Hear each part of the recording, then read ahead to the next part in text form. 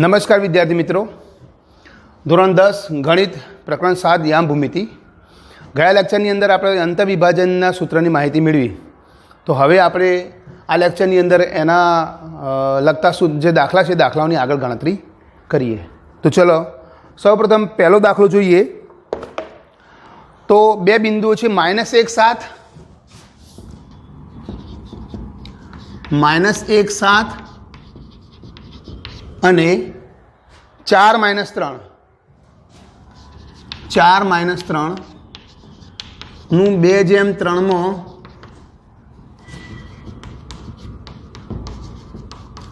અંતવિભાજન કરતા બિંદુના યામ શોધો.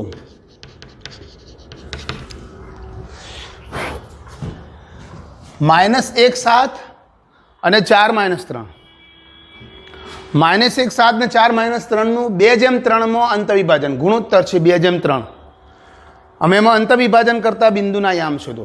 તો આપણે અંતવિભાજનનું સૂત્ર જ્યારે અગાઉ લાસ્ટમાં જોયું ત્યારે એ સૂત્ર આધારે આપણે ગણતરી કરવાની છે. સમજવા માટે આપણે એક રેખાખંડ દોરીશું અને રેખાખંડથી બહુ ઝડપી સમજી શકીશું. તો ધ્યાન આપજો.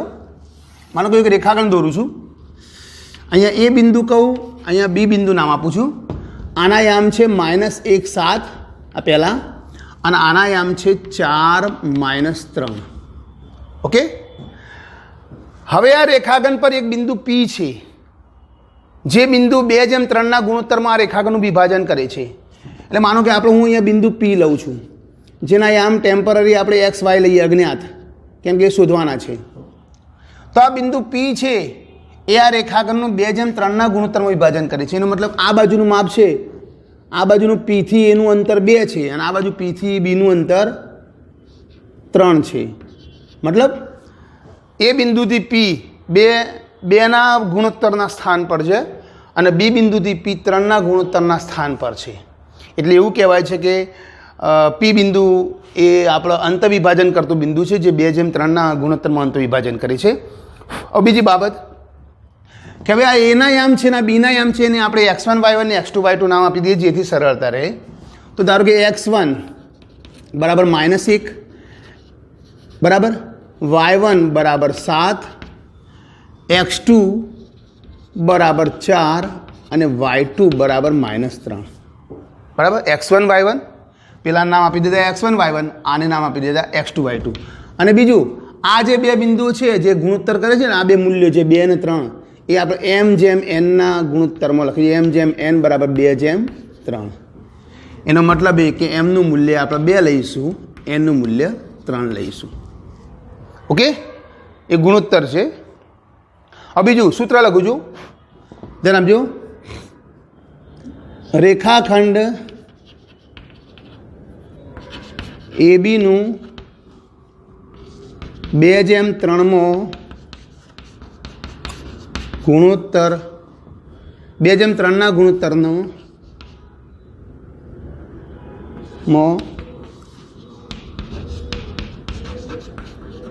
અંતવિભાજન કરતા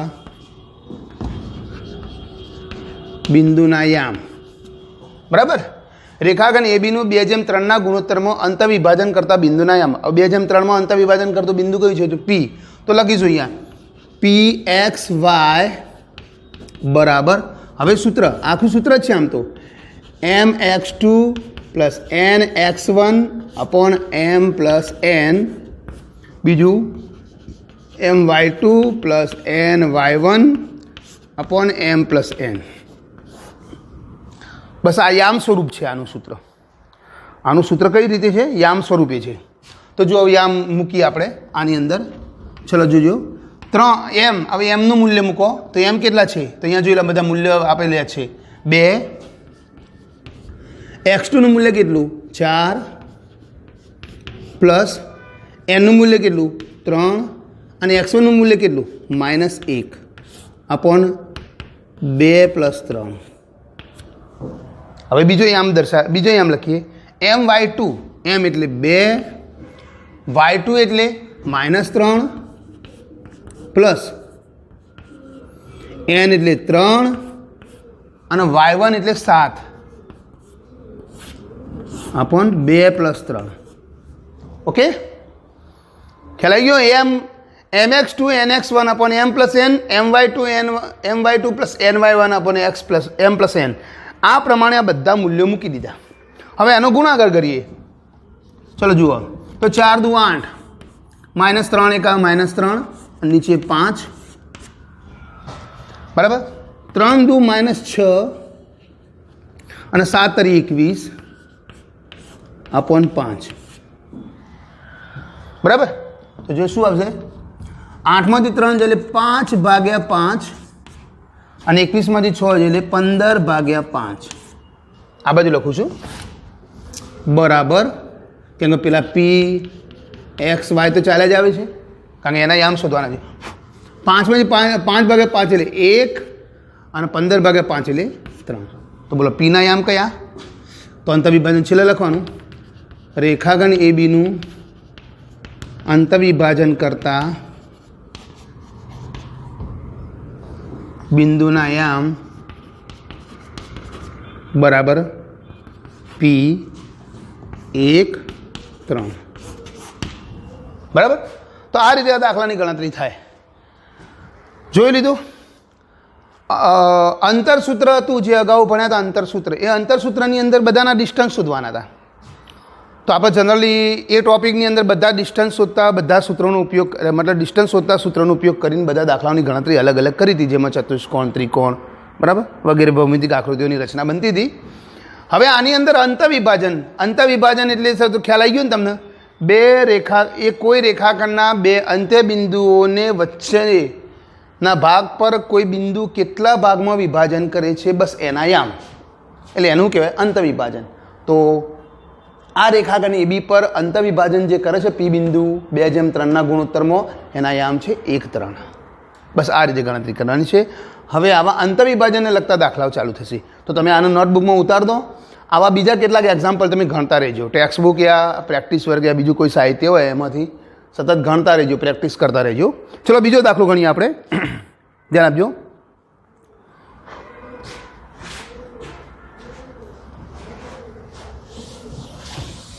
થોડા ચેન્જ થતા રહેશે, બદલાવ આવતો રહેશે સામાન્ય. પણ એક વસ્તુ તો ફાઇનલ છે કે દરેક દાખલાની અંદર આ ટોપિકના દરેક ગણતરીમાં અંતવિભાજનની મહત્ત્વ વધારે છે. ચલો બીજી એક્ઝામ્પલ છે, જોઈએ.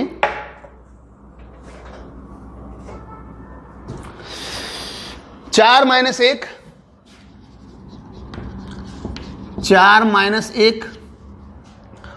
અને -2 -3. ફરીથી 4 -1 અને -2 -3 ને જોડતા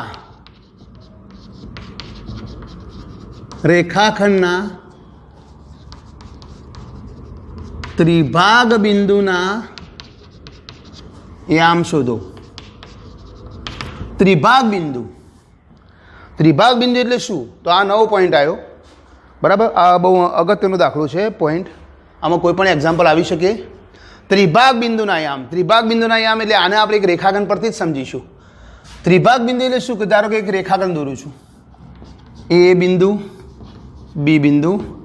આના યામ છે 4 -1, આના યામ છે -2 -3. ત્રિભાગ બિંદુ શું? તો ત્રિભાગ બિંદુ એટલે કે આ રેખાખંડને 3 સરખા ભાગમાં વહેંચતા બિંદુઓ, એને ત્રિભાગ બિંદુ કહેવાય, બરાબર. હવે આ ભાગને આ રેખાખંડને 3 સરખા ભાગમાં વહેંચવા છે, તો 2 બિંદુઓ લઈશું. માનો કે ચલો એક બિંદુ અહીંયા લઉં છું પી, અને એક બિંદુ હું અહીંયા લઉં છું ક્યુ. જુઓ, 2 બિંદુઓ લો એટલે રેખાખંડના 3 ભાગ બની જાય. 2 બિંદુઓ લો એટલે રેખાખંડના કેટલા ભાગ બને? 3 ભાગ. માનો કે જો એ આ 3 કેવા ભાગ છે? સરખા છે. આ 3 ભાગ સરખા થઈ ગયું. તો આપણે પી અને ક્યુના યામ શોધવાના છે. શના યામ શોધવાના છે? પી અને ક્યુના. કેમ કે પી અને ક્યુ બંને એવા બિંદુઓ છે કે આપેલ રેખાખંડને 3 સરખા ભાગમાં વિભાજન કરે છે, અને એના યામ શોધીશું. 2ના યામ શોધીશું. તમને એક નવાઈ લાગશે કે સાહેબ આમાં તો આપણને કોઈ ગુણોત્તર તો આપ્યો નથી, એમ જેમ એનનો, કે ચલો પી બિંદુ કેટલા ગુણોત્તરમાં છે, કેટલા ગુણોત્તરે અંતવિભાજન કરે છે, કે ક્યુ બિંદુ કેટલા ગુણોત્તરે અંતવિભાજન કરે છે. તો એક વસ્તુ છે કે આમાં કોઈનો ગુણોત્તર નથી, પણ છતાં આપણે ગુણોત્તર મેળવી લઈશું. જુઓ, ધ્યાન આપો. હવે પહેલાં એમ તમે ડિસાઇડ કરો કે તમારે પહેલાં પીના યામ શોધવા છે કે પહેલાં ક્યુના યામ શોધવા છે. કેમ કે તમારે જે શોધવા છે એના પરથી તમારો ગુણોત્તર નક્કી થશે. હવે તો જસ્ટ તમે વિચાર્યું કે મારે પીના યામ પહેલાં શોધવા છે, ચલો હળો, તો આપણે પહેલાં પીના યામ શોધવા માટે વિચારીએ. પીના યામ શોધવા હોય તો જો પી અહીંથી કેટલા અંતરે છે? પી અહીંથી એક ભાગ છે, એટલે આ એકનો ગુણોત્તર છે. અને પી અહીંથી કેટલા ભાગે છે? જુઓ, 2, એટલે આ 2નો ગુણોત્તર છે. જો તમારે પીના યામ શોધવા છે તો પી બિંદુ એથી 1 ભાગે છે અને પી બિંદુ બીથી 2 ભાગે છે દૂર અંતરમાં, તો આનો ગુણોત્તર કેટલો આવશે? એ આરો ગુણોત્તર આવશે એપી, એટલે કે એનો ગુણોત્તર 1નો પ્રમાણમાં આવશે અને પીથી બીનો ગુણોત્તર 2ના પ્રમાણમાં આવશે. પણ માનો કે તમે એમ વિચારો કે મારે તો સાહેબ પહેલાં ક્યુ શોધવો છે, હોય ડિસિઝન વિદ્યાર્થી લેતા હોય છે અલગ રીતે. માનો કે કોઈ વિદ્યાર્થી એમ કે મારે સાહેબ પહેલાં ક્યુ શોધવો છે, તો ક્યુ પણ તમે શોધી શકશો, પણ ક્યુ શોધવો હોય તો પ્રમાણ બદલાઈ જશે. કેમ કે ક્યુ બિંદુ છે એથી 2ના પ્રમાણમાં છે. જોઈ લો, ક્યુ આ 1 ભાગ અને 2 ભાગે દૂર છે અને ક્યુ બિંદુ બીથી 1 ભાગે દૂર છે, એટલે આનું પ્રમાણ કેટલું આવશે? 2:1 આવશે. મતલબ તમે પી શોધવાનો પ્રયત્ન કરશો સૌપ્રથમ તો 1:2નો ગુણોત્તર આવશે અને પહેલાં ક્યુ શોધવાનો પ્રયત્ન કરશો તો 2:1નો ગુણોત્તર આવશે. બરાબર છે? એટલે મૂળ ગુણોત્તર ચેન્જ કરવો પડે તો તમે પીએ શોધી શકો, પહેલાં ક્યુએ શોધી શકો. ચલો આપણે અહીંયા પહેલાં પી શોધવાનો પ્રયત્ન કરીએ છીએ. તો ધ્યાન આપજો. હવે હું એ આમ લખી દઉં છું. ચલો, x1 બરાબર 4, y1 બરાબર -1, x2 બરાબર -2 અને y2 બરાબર -3. બરાબર.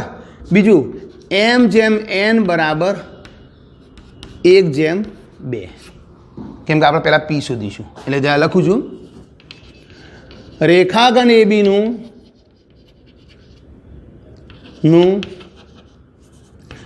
1/2માં અંતવિભાજન કરતા બિંદુ પીના યામ, કેમ કે આપણે પહેલાં પી નક્કી કર્યો ને, એટલે પીનો યામ પી બિંદુ હું દર્શાવી દઉં છું. ચલો, પી XY બરાબર mx2 plus nx1 upon m plus n, my2 plus ny1 upon m plus n. Okay, ચલો જુઓ. તો બસ હવે તો ગણતરી તમને ખ્યાલ આવી ગયો અગાઉના દાખલા જેવી. મૂળ આપણે ડિસિઝન આ જ લેવાનું છે કે ગુણોત્તર કયો લેવો. એટલે પહેલાં શું શોધ્યું? એટલે ત્રિભાગમાં ફક્ત આટલો જ ફરક છે. આમ તો ગણતરી તો એને અંતવિભાજન પ્રમાણે છે. ચલો, જો અંતવિભાજન પ્રમાણે મૂકી દઈએ. ચલો, m એટલે 1, x2 એટલે -2 પ્લસ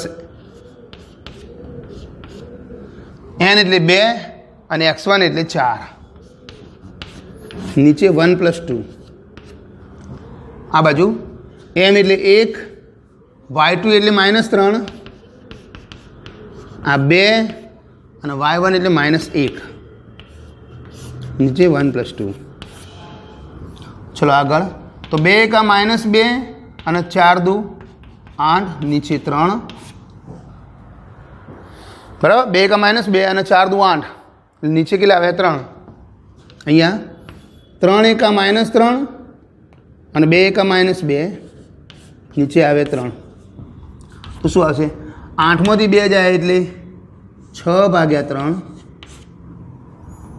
અને -2 અને -3 એટલે -5/3. તો પીના યામ કયા આવશે? 2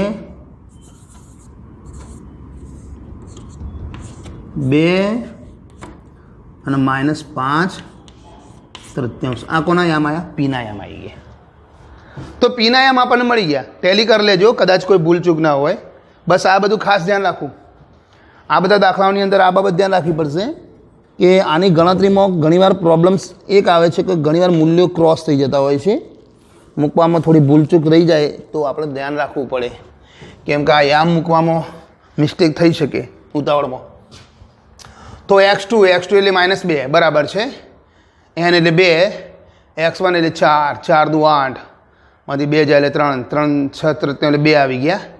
આ બાજુ y2 એટલે -3 અને 2 y1 એટલે 1 -1 તો -3 અને -5 તૃતીયાંશ બરાબર છે. પીના યામ આવી ગયા.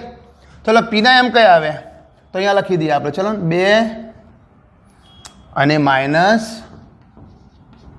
તૃતીયાંશ. ઓકે, આ પીના યામ. ચલો એક બિંદુના યામ તો આપણે શોધી ગયા. હવે બીજા બિંદુના યામ શોધવાના છે અને એ કયું છે તો ક્યુ. ક્યુના યામ શોધવા માટે શું કરીશું તો જો તમારે ગુણોત્તર લેવો તો પણ લઈ શકો. મતલબ અગાઉ આપણે ગુણોત્તર બદલ્યો ને, કારણ કે હવે તમારે ક્યુના યામ શોધો તમે 2:1 ગુણોત્તર પણ લઈ શકો અને એ રીતે પણ તમે ગણતરી કરી શકો.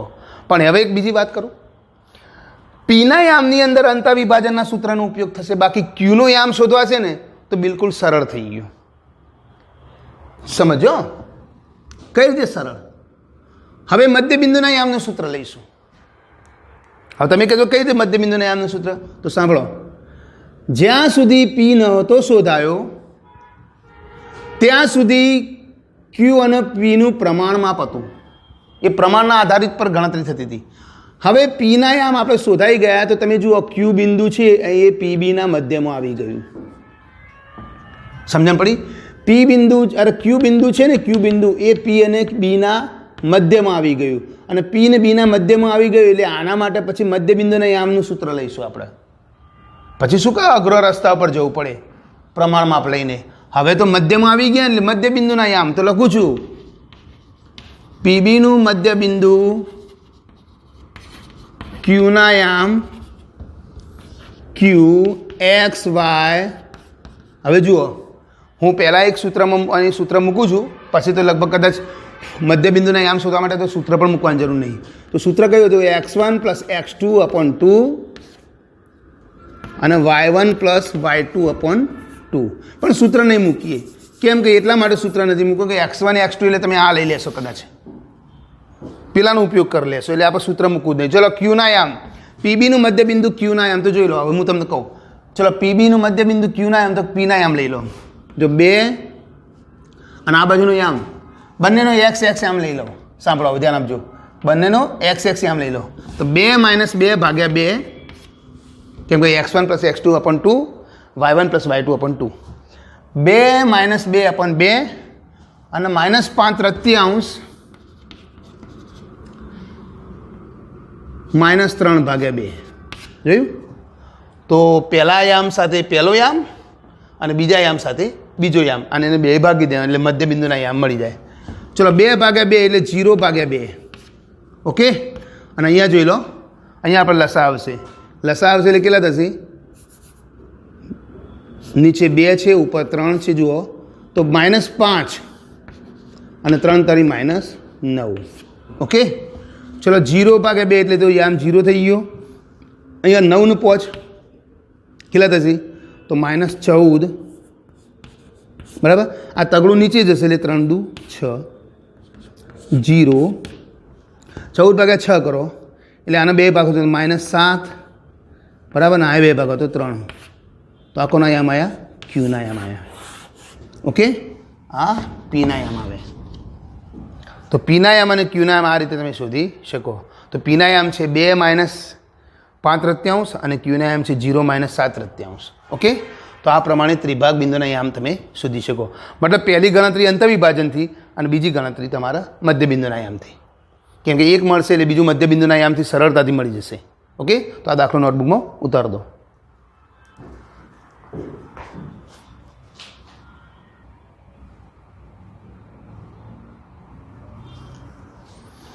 હવે બીજો દાખલાની ગણતરી કરીએ અલગ.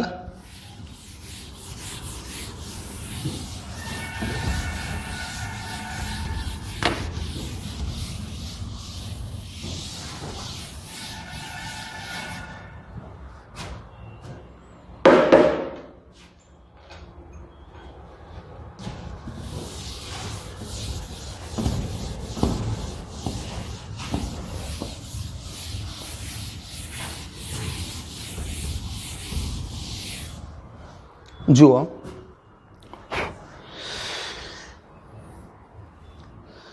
એ 1 2 1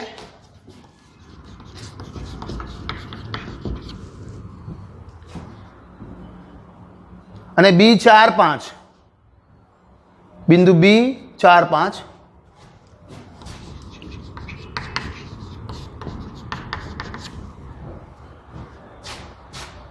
ને જોડતા રેખાખંડનું બિંદુ ને જોડતા રેખાખંડનું બિંદુ P3B, બિંદુ P3 અને B એ તરફથી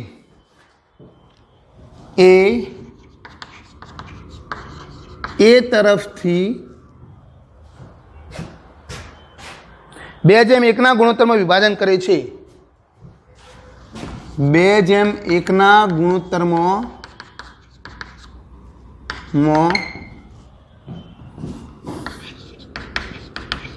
વિભાજન કરે છે તો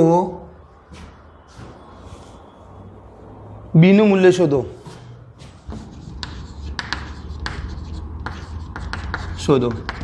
હવે આ શું છે હું તમને કહું, છે તો દાખલો એના જેવો જ, જે પહેલો ગણાયો એના જેવો જ છે, પણ આની અંદર જે બિંદુના યામ છે એમાં એક બિંદુ અજ્ઞાત આપેલું છે, મતલબ એકના યામ અજ્ઞાત આપેલા છે અને એનું તમારે મૂલ્ય શોધવાનું છે. તો રેખાખંડ દોરીએ. જનરલી એક વસ્તુ યાદ રાખો કે અંતરવિભાજન અંતરસૂત્રના દાખલાઓની ગણતરીમાં આપણે લગભગ આકૃતિ નહોતા દોરતા. કેમ કે જનરલી અંતર શોધવાનું છું એટલે કેટલાક દાખલાઓની ગણતરીમાં આકૃતિની આપણે જરૂરત પડતી નથી, પણ અંતરવિભાજનની અંદર બને ત્યાં સુધી કોઈ રેખાખંડ કે કોઈ આકૃતિની જરૂર પડે તો દોરતા રહેજો, એનાથી સરળતા રહેશે તમારા માટે. એટલા માટે ધારો કે એક રેખાખંડ, હવે એ 1 2 એના યામ છે અને બી બિંદુ જેના યામ છે 4 5. ઓકે, એ બિંદુ જેના યામ છે 1 2, બી બિંદુ જેના યામ છે 4 5. Okay, 3B right. હવે આપણે આ છે ને આ બિંદુ જે P છે ને એ P એ બિંદુ તરફથી 2:1 પ્રમાણમાં વિભાજન કરે છે. 2:1 પ્રમાણ એટલે હું અંદાજે આટલા મૂકું છું P બિંદુ, બરાબર. આટલે અહીંયા વિભાજન, આ 2નું પ્રમાણ છે, આ 1નું પ્રમાણ છે, એટલે 2:1 પ્રમાણમાં થઈ ગયું ને. અને બીજી વાત, એમાં એના યામ કયા છે તો 3B, 3 અને B. સાંભળો. ઓકે, હવે જુઓ તો આ બીના યામ આપણે શોધવાના છે. જોકે સહેલો જ છે દાખલો, કેમ કે આના પહેલાં તો આખો ગુણોત્તર શોધો, આખા બે બિંદુ, આખા બિંદુના યામ હતા, એમાંથી એક તો આપણને આપેલું છે, ફક્ત એકના જ શોધવાના છે. તો જુઓ લખું છું. પહેલાં તો આપણે લઈ લઈએ પેલા x1 બરાબર 1, y1 બરાબર 2, x2 બરાબર 4 અને y2 બરાબર 5. Okay, x2 y2 x1 y1 લઈ લીધા. હવે જુઓ, અને બીજું m/n બરાબર 2/1. હવે જુઓ, રેખાખંડ ABનું ABનું 2:1 અંતરવિભાજન કરતા બિંદુના યામ સૂત્ર મૂકું છું, P XY બરાબર mx2 nx1 upon m+n my2 ny1 upon m+n. આ સૂત્ર આપણું. હવે પીના યામ કયા છે તો બીના યામ ઓલરેડી આવે 3 અને B આપી જ દીધેલા છે. ઓકે, 3 અને B. હવે આની અંદર મૂકી દઈએ આપણે મૂલ્યો. જુઓ, m એટલે 2, x2 એટલે 4 પ્લસ n એટલે 1 અને x1 એટલે 1, નીચે 2 + 1, જે m એટલે 2, y2 એટલે 5, n એટલે 1 અને y1 એટલે 2, નીચે 2 + 1 મૂકી ગયું. હવે જુઓ, P3B બરાબર 4 દુ 8 અને અહીંયા વત્તા 1 ભાગ્યા 3, અહીંયા 5 દુ 10 પ્લસ 2 ભાગ્યા 3 કેટલા હશે? 8માંથી એટલે 9 ભાગ્યા 3 અને અહીંયા 10 2 12 ભાગ્યા 3. ઓકે, P3B બરાબર. હવે અહીંયા લખું છું, ધ્યાન આપજો. તો P3B 3b બરાબર પેલા 9માંથી 3 જાય એટલે 3 બરાબર 9માંથી 3 બાદ એટલે 3 12 ને 3 વડે અરે 9માંથી 3 વડે ભાગો તો 3 અને 12 ને 3 વડે ભાગો તો 4 તો આપણે આની સાથે સરખાવીએ તો 3 સાથે 3 છે બીના એમ કયા તો બીના અરે બીનું મૂલ્ય કેટલું છે 4 આવી ગયું બી બરાબર 4 બી બરાબર 4 કારણ આ બીનું મૂલ્ય આવી ગયું ને આ પહેલો આ બી તો આ બી ઓકે તો આ રીતે સરળતાથી શોધી શકાય છે આ પણ નોટબુકમાં ઉતાર દો આગળ બીજા દાખલાની ગણતરી આગળ જોઈએ ચલો ધ્યાન આપજો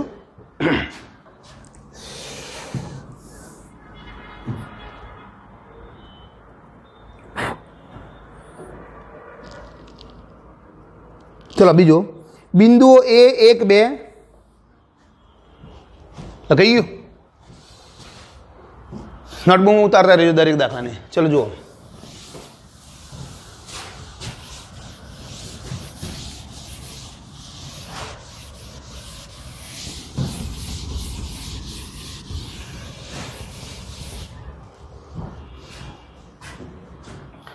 બિંદુઓ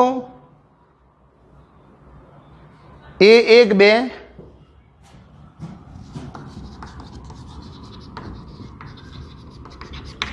જેના આયામ છે 1 2 અને B 4 - 5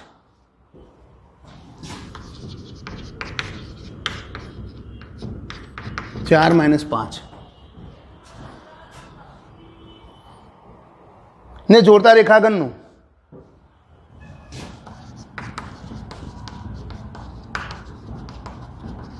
ખંડનું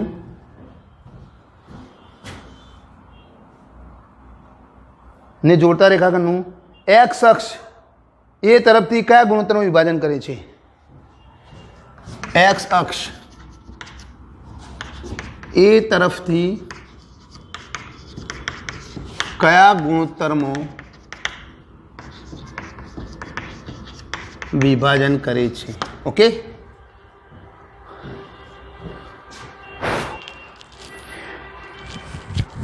ફરીથી બોલું છું ધ્યાન આપજો બિંદુઓ A 1 2 અને B 4 - 5 ને જોડતા રેખાખંડનું એક્સ અક્ષ એ તરફથી કયા ગુણોત્તરનું વિભાજન કરે છે તો જુઓ ધ્યાન આપજો હવે શું વાત આવી આમાં તો ફક્ત બે બિંદુઓના જ માપ આપેલા છે તમને બે બિંદુઓના જ માપ આપ્યા છે બીજું કશું આપ્યું જ નથી આમાં નહીં કોઈ પ્રમાણ આપેલું કશું જ આપ્યું નહીં પણ હા એક વાત કહી છે કે તમારે જે બિંદુના યામ શોધવાના છે એ એક્સ અક્ષ પર છે એટલે આકૃતિ રેખા દોરીએ તો રેખાખંડ એક રચીએ તો જુઓ રેખાખંડ પર તમને સમજાવું છું આ એ બિંદુ જેના યામ છે 1 2 આ બી બિંદુ જેના યામ છે 4 - 5 4 - 5 ઓકે આ એ અને બી બે બિંદુઓ ધ્યાન આપો હવે એક્સ અક્ષ પરનું બિંદુ કયું છે માનો કે આપણે કોઈ જગ્યાએ એક્સ અક્ષ લઈ લઈએ સમજી લો કે એક્સ અક્ષનું બિંદુ લઈએ એટલે ધારું છું અહીંયા પહેલાં તો મને ધારી લેવા દો પછી હું મૂકું છું ધારો કે એક્સ અક્ષ પરનું બિંદુ પીના યામ હવે એક્સ અક્ષ પરનું બિંદુ હું પી લઉં છું અને જેના યામ લઉં છું P(x0)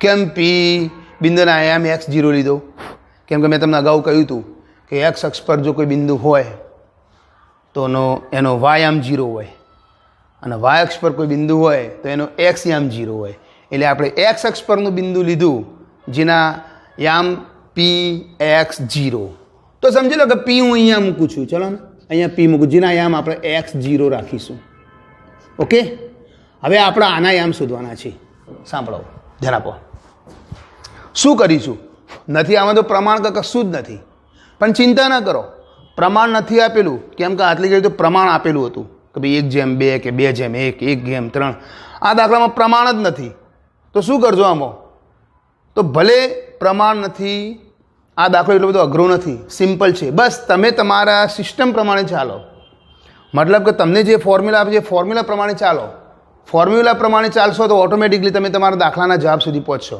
તો જુઓ શું છે ફોર્મ્યુલા આપણી તો આપણી ફોર્મ્યુલા એ છે ને આપણી જે અત્યારે આજે અગાઉના 3 દાખલા ગણે એમાં એક જ પદ્ધતિ છે ચાલો ભાઈ આપણે જોઈએ પહેલાં તો આને આમ લખી દઉં છું, ધ્યાન આપજો. x1 બરાબર 1, y1 બરાબર 2, x2 બરાબર 4 અને y2 બરાબર -5. હવે એમ જેમ n તો આપણી પાસે છે જ નહીં, એમ જેમ એનનું મૂલ્ય જ નથી આપણી પાસે. ઓકે, થઈ ગયું. તો હવે એક કામ કરો, 4 યામ મૂકી દીધા, 4 બિંદુઓના 4 યામ, 2 બિંદુના 4 યામ મૂકી દીધા. હવે જોઈ લો લખવાનું, રેખાખંડ એબીનું એમ જેમ એનમાં અંતઃવિભાજન કરતા બિંદુના યામ. સૂત્ર તો એનું એ જ કે આમાં તો માપ દે એટલે આપણે એમ જેમ એન જ લખીશું. તો જોજો, pxy બરાબર mx2 plus nx1 upon m plus n, સિસ્ટમથી આગળ my2 plus ny1 upon m plus n. તમારી સિસ્ટમથી જ ચાલવાનું. તમને જે સૂત્ર આપે સૂત્રના ફોર્મ્યુલા પ્રમાણે ચાલો, ઓટોમેટિક તમે જવાબ સુધી પહોંચી જશો. જોઈ લો, દાખલાની ગણતરી કરવાની શરૂઆત કરીએ પહેલાં તમે વિચારશો સાહેબ આમાં તો એમ ને એનનું મૂલ્ય નથી, કઈ રીતે શોધશો?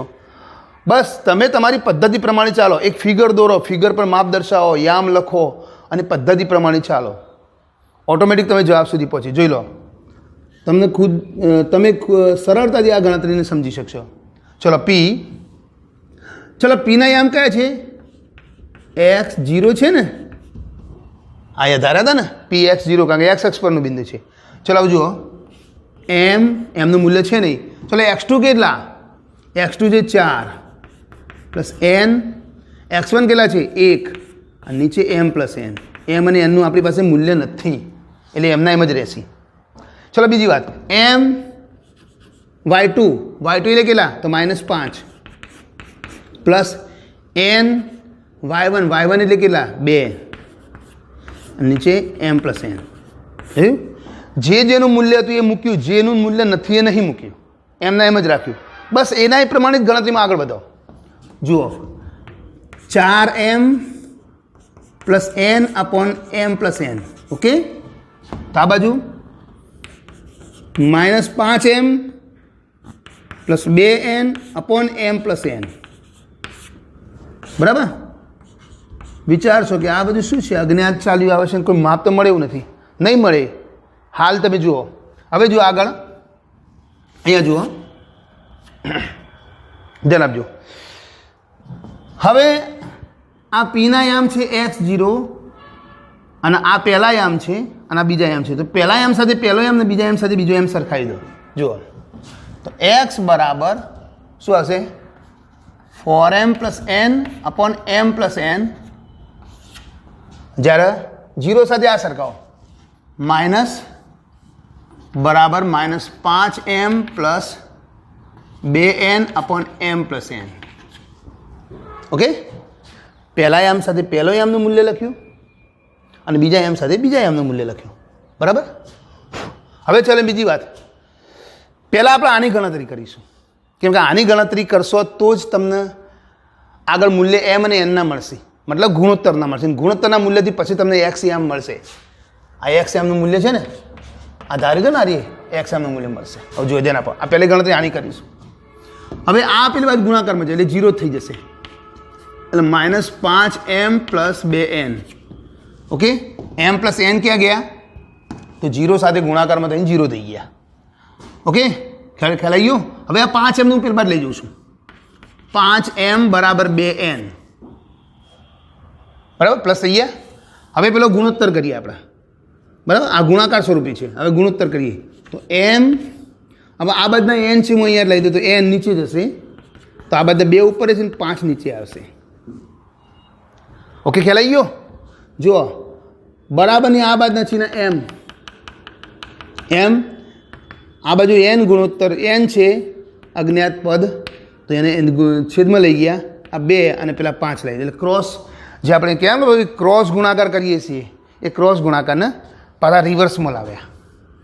આમ ઘણી વાર ક્રોસ ગુણાકાર કરીએ ને, આવું તમે ક્રોસ ગુણાકાર તો સમજ્યા છો કે ભાઈ 5m અને 2n આમ કરીએ, એ આપણે એને રિવર્સમાં પાછા લાવ્યા, ગુણોત્તર સ્વરૂપમાં લાવી દે. તેથી શું આવ્યું? m/n બરાબર 2/5. મતલબ ગુણોત્તર તો મળી ગયો કે ભાઈ તમારું આ પી બિંદુ છે ને 2/5ના પ્રમાણમાં છે. હવે આપણે તો પેલા યામ શોધવાના છે. એટલે હવે આ 2 અને 5 જે છે ને આ મૂલ્યો એ આમાં મૂકી દો. x બરાબર, હજી આ ગણતરી બાકી છે, 4. હવે એમનું મૂલ્ય આપણે 2 લઈશું, પ્લસ 5 અને 2 પ્લસ 5, તો 4 દુ 8 પ્લસ 5 ભાગે 5 ને 2 7. એમનું મૂલ્ય 2 અને એનું મૂલ્ય 5. ઓકે, તો 8 ને 5 13/7, 13/7. ઓકે, તેથી લખું છું x અક્ષ પર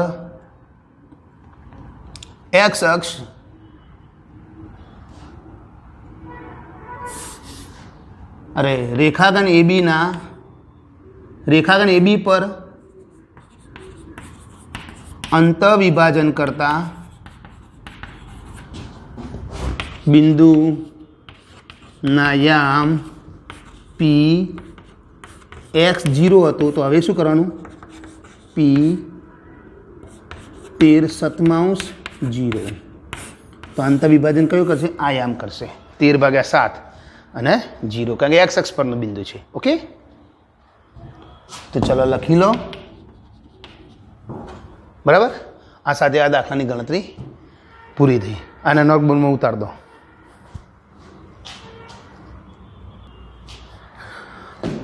તો આ રીતે મેં જે તમને દાખલા ગણાવ્યા અલગ અલગ, તો બસ આવા મળતા દાખલા હોય તમે પ્રેક્ટિસ વર્ક યા ટેક્સ્ટ બુક યા બીજા કોઈ સાહિત્યની અંદરથી સતત પ્રેક્ટિસ કરતા રહેજો. આમ જોવા જઈએ તો ચેપ્ટર સહેલું છે, પણ આમ થોડું તમને પ્રેક્ટિસ નહીં મળે તો થોડું હાર્ડ લાગશે. અંતઃવિભાજનનો પોઈન્ટ તમને થોડો હેરાન કરશે. એટલે જનરલી પ્રેક્ટિસ સતત કરતા રહેજો તો અંતઃવિભાજનનો પોઈન્ટ પણ બહુ અઘરો નથી. તો હવે પછીના આ જ ટૉપિકના બીજા દાખલાઓની ગણતરી આપણે આવતા લેક્ચરની અંદર જોઈશું.